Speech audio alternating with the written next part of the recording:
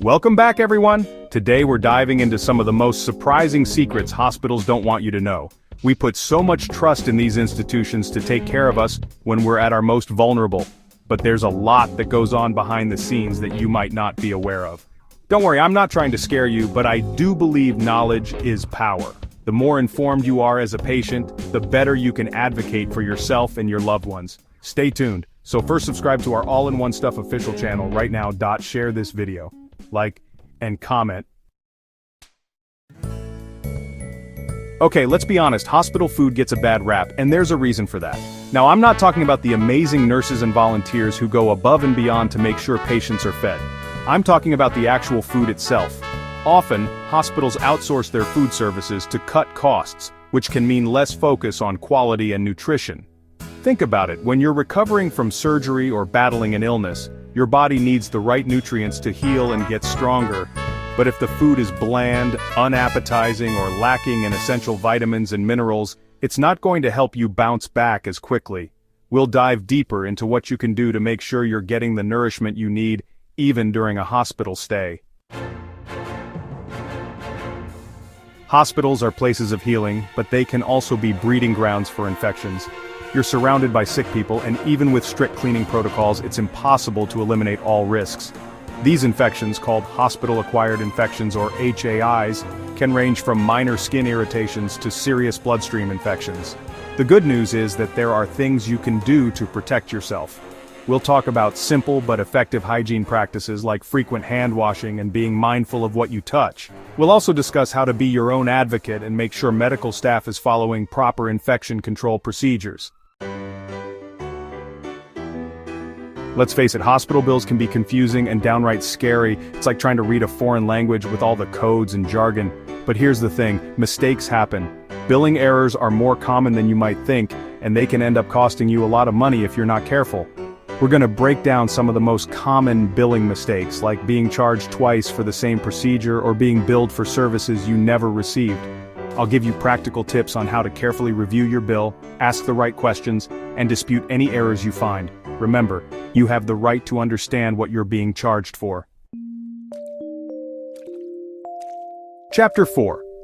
We all know that healthcare professionals work incredibly hard, but what happens when hospitals are short-staffed? This is a growing problem, and it can have a direct impact on the quality of care patients receive. When nurses and doctors are stretched thin, it increases the risk of errors, delays in treatment, and even medical negligence. Now, I want to be clear. I have the utmost respect for everyone working in healthcare. They're doing their best under challenging circumstances, but we need to talk about this issue openly to find solutions. We'll discuss the factors contributing to staff shortages and explore potential ways to address this critical problem. Chapter 5. Medical tests are essential for diagnosing and monitoring conditions, but sometimes tests are ordered unnecessarily. This can be due to a variety of reasons, from fear of lawsuits to financial incentives. While some tests are harmless, others come with risks such as radiation exposure or complications from invasive procedures.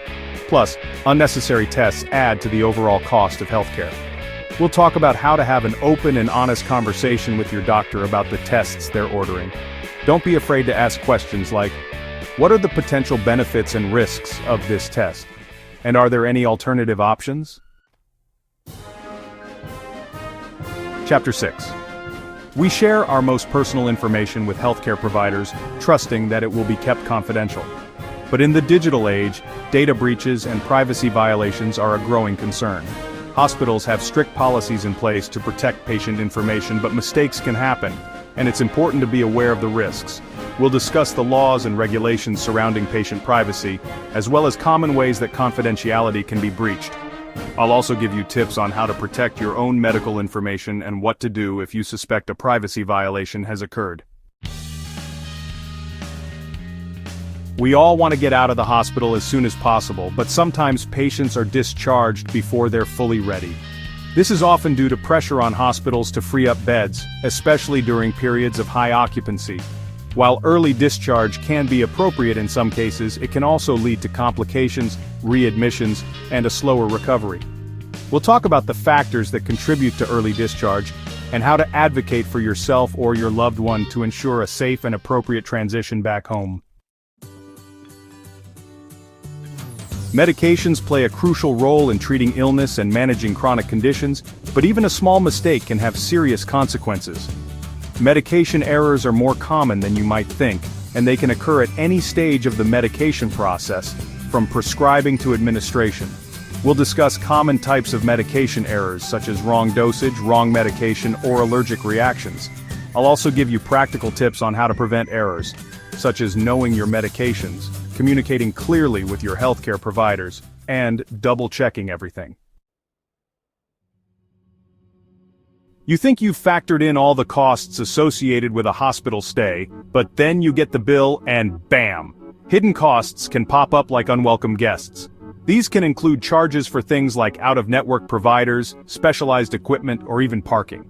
It's important to remember that healthcare costs go beyond just the medical services themselves. We'll uncover some of these hidden costs and talk about how to plan for them financially.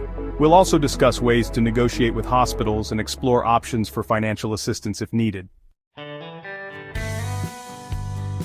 When it comes to your health, especially for major diagnoses or treatment plans, it's always a good idea to get a second opinion. A second set of eyes can provide a fresh perspective, confirm the initial diagnosis, or even offer alternative treatment options. Don't be afraid to seek a second opinion. It's not about doubting your doctor's expertise. It's about being proactive and making informed decisions about your health. We'll discuss when it's particularly important to get a second opinion and how to find a qualified specialist. Thanks for watching. I hope this video has empowered you with the knowledge to navigate the healthcare system more effectively. Remember, being an informed patient is crucial for advocating for yourself and your loved ones. If you found this video helpful, don't forget to like, subscribe, and hit the notification bell for more insights. Stay healthy.